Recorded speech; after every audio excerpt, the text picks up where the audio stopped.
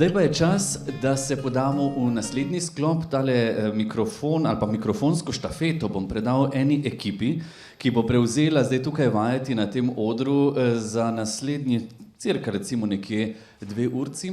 In sicer bodo to predstavniki zavoda Petida. Uvodoma bo imel predavanje profesor Robi Kroflič, potem pa se bodo tukaj zvrstili še naslednji. In sicer Darja Štirn pa doktorica Petra Štirnjanota. Vsi ti trije so zavoda Petida, ki se ukvarja med drugim tudi s to kulturno-umetnostno vzgojo, in pa različni predstavniki šol, ki so sodelovali na projektu SKUM. To bodo Srednja zdravstvena šola Slovenj Gradec, Srednja šola za gostinstvo in turizem Radenci, ki bodo predstavljali svoje dobre prakse, prav tako gimnazija Frana Miklošiča z Ljutomera, torej tudi Prle, ki so tukaj, in pa nenazadnje se bo predstavila dijakinja Breda Tošter, performer in producent Gregor Močivnik.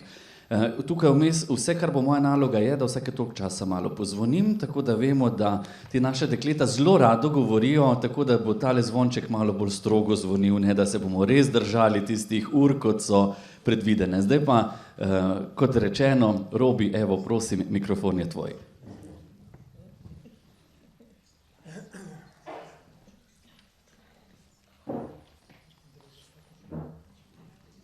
Ja, lep pozdrav še iz moje strani.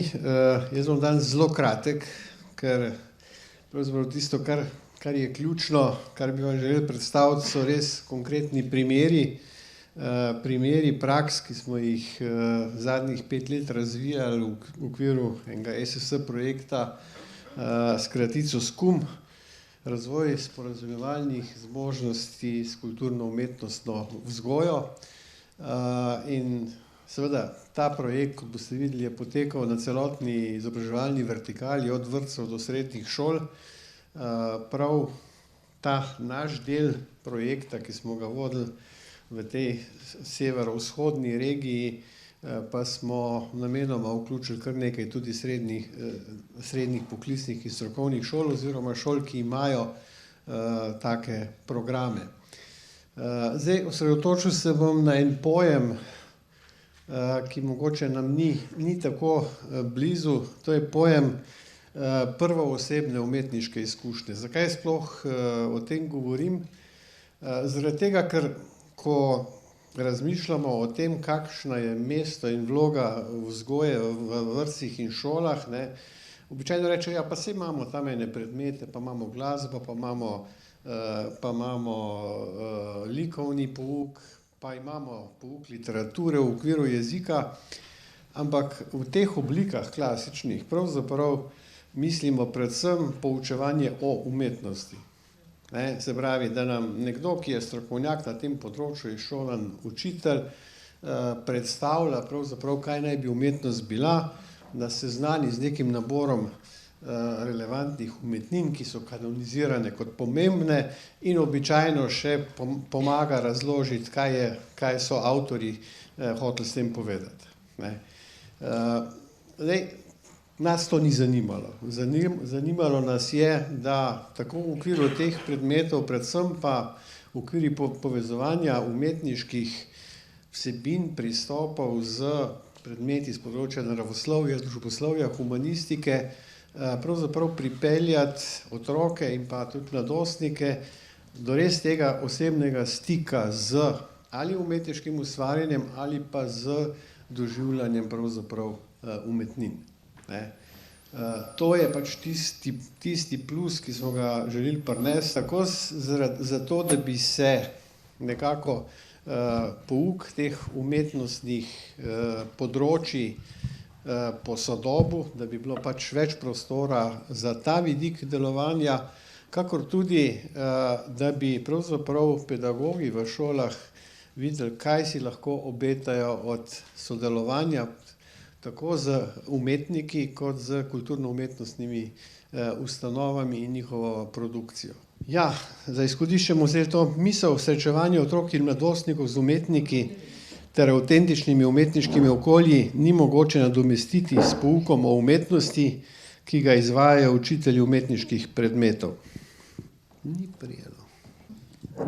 Najprej samo nekaj kratkih izhodiščnih idej, na katerih je bil zasnovan sam projekt SKUM. Prvo, kar nas je zanimalo, je seveda, da zajamemo celotno izobraževalno vertikalo. Običajno številni projekti, kjer smo vključevali umetnosti v šolski sistem v zadnjih letih, so bili ali vezani pač na določen segment šolskega sistema ali na določen segment recimo umetniških področij. Posebnost projekta SKUM je bil, da smo vključili vsa umetnostna področja in da smo dejansko delali od vrtcev pa do srednje šole. Vsaj na neki pregledni ravni pa smo se ukvarjali tudi s tem, da smo nekoliko pregledali izobraževalne programe na ustreznih fakultetah za bodoče učitelje, koliko pravzaprav nekih znanj in tudi veščin dobijo z tega področja. No, druga taka pomembna ideja je bila, da seveda tudi učiteljem omogočimo uvideti, da pri neposrednem sodelovanju z umetniki pri pouku, da pravzaprav umetniki, ko obravnavajo določene tematske sklope, pravzaprav to delajo na dosti drugačen način, kot je običajno predviden v teh klasičnih pedagoških metodikah dela z učnimi vsebinami. In tretje, na kar smo bili pozorni, je pravzaprav ustvariti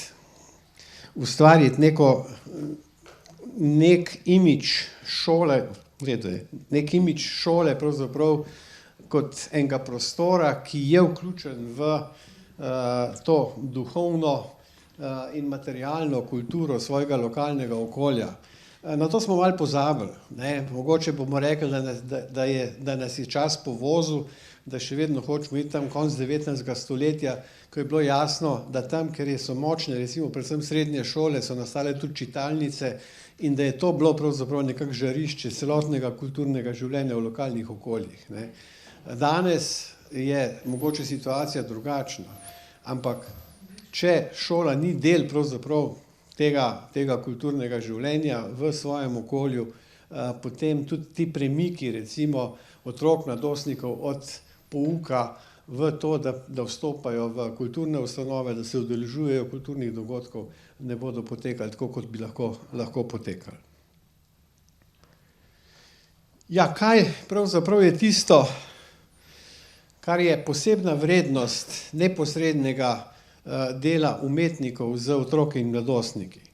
Rekel sem že, da se po metodičnih pristopih metode umetniškega delovanja pravzaprav bistveno razlikujejo od klasičnih didaktik. Da je pri umetnikih bistveno več preizkušanja različnih načinov upodabljanja izbranih vsebin. Recimo, če se spomnimo teorijo mnogoterih inteligentnosti, da seveda lahko vsako vsebino pravzaprav si predočamo ali pa jo raziskujemo preko različnih pravzaprav kanalov, je to izjemno pomembno. In pogosto se dogaja, da recimo dijaki, ki so pri klasični postavitvi pouka najbolj v ozadju, recimo pri teh drugih pristopih kar naenkrat pravzaprav cvetijo ali pa pokažejo nadpovprečno pravzaprav angažiranost. Nadalje, tisto, kar zaznamuje umetniško dejavnost, je pripravljenost na presenečenja, tudi na napake. To je nekaj, kar zelo manjka pravzaprav pri klasičnem pouku. Napaka je takoj nekaj, čemur se moramo izogibati. Medtem ko pri recimo nekem bolj domišljijskem ustvarjanju je napaka enako pomembna kot pač nek etapen dober dosežek. Odprto za raznolike perspektive pogledov na izbrano temo. Potem metodični prijemi, ki preizkušanje različnih izraznih sredstev približajo igrivemu eksperimentiranju. Ni res, da mora biti šola trdo delo, za razliko od zabave. Če bi bilo temu tako, potem bi morali kupiti tudi to, da so umetniki tisti paraziti, ki se igrajo, pa hočejo imeti od države denar. Ampak če to ne kupimo, potem moramo tudi pravzaprav spremeniti naš pogled na samo izobraževanje. Izobraževanje je lahko zabavno in bi moralo biti zabavno, ne.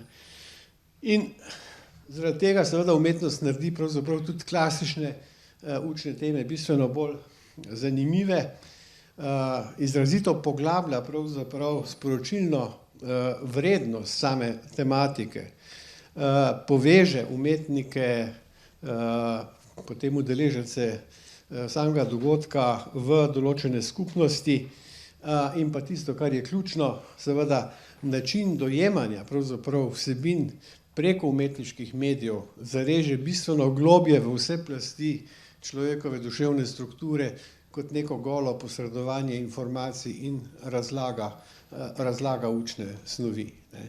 To je preprosto z drugimi sredstvi nenadomestljivo.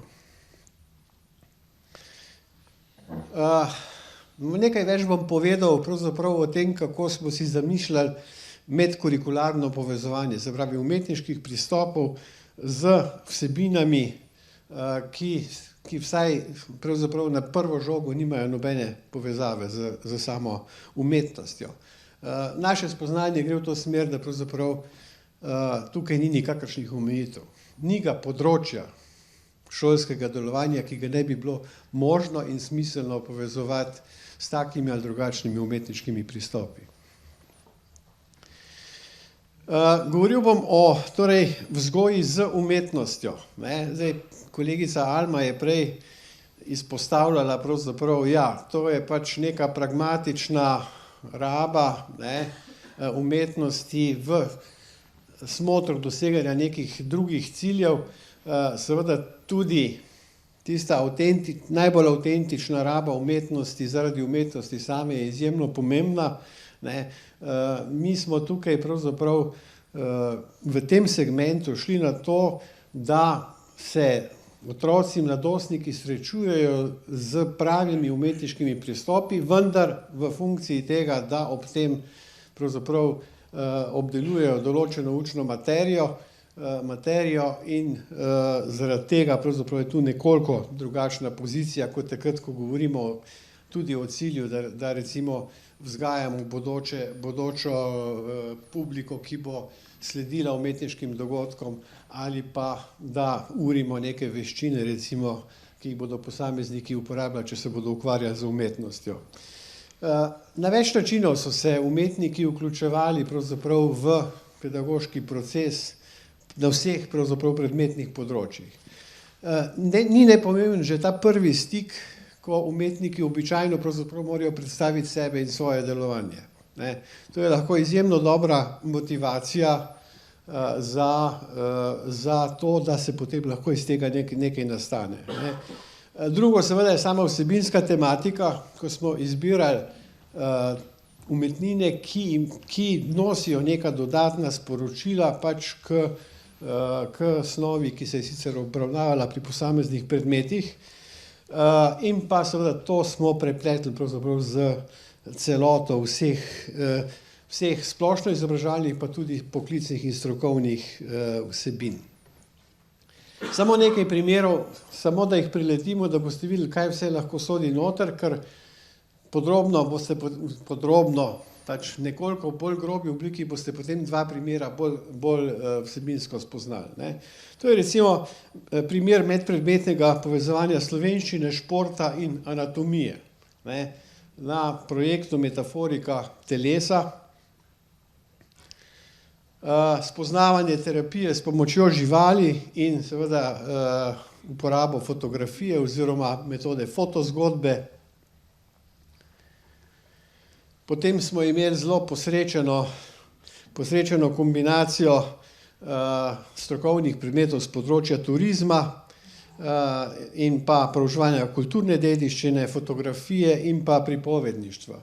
Tu bi želel povedati, da so nastali izdelki, ki so visoko kakovostni in ki pravzaprav predstavljajo neke lokalno turistično ponudbo kraja, ki se lahko neposredno takoj gre v profesionalno uporabo. Potem pripovedovanje recimo kot oblika dela z najmlajšimi otroki v vrtcu v programu pedagoške gimnazije, ne, ki se je tudi zaključovalo s tem, da so dobili dijakinje priložnost pravzaprav preveriti svojo veščino pripovedovanja pravzaprav otrokom v lokalnih vrtcih. In pa še projekti, ki so potekali v programih umetniških gimnazij, spet teh strokovnih predmetov, konkretno fotografije, kjer smo jih urili v veščini pripovedovanja fotozgodb. To je neka oblika, ki je skupaj recimo z gledališkimi tehnikami danes v svetu izjemno cenjena, ker je pravzaprav relativno tehnično preprosta, ponuja pa izjemno bogat spekter možnih uporab. Tukaj gre pravzaprav neposredno za uranje te tako imenovane narativne vednosti, pripovedništva in pa seveda pripovedovanja pravzaprav v nekih drugih medijih, kar je, kot smo videli iz prvega pripovedovanja mladim danes, zelo blizu. Ja, lahko bi rekel, da je projekt SKUM pokazal veliko vrednost ukvarjanja z temi tako imenovanimi poetičnimi umetniškimi jeziki, ki jih pravzaprav je danes, pravzaprav so vsebine in dejavnosti s področja znanosti in tehnologije v šolah popolnoma povozile.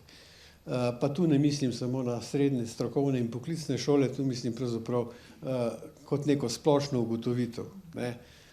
In danes govoriti o tem, da je izobrazba še vedno pravzaprav tisto nekaj, kar nas kultivira, kar nas dela človečne, brez te dimenzije, mislim, da o tem niti ne moramo več govoriti.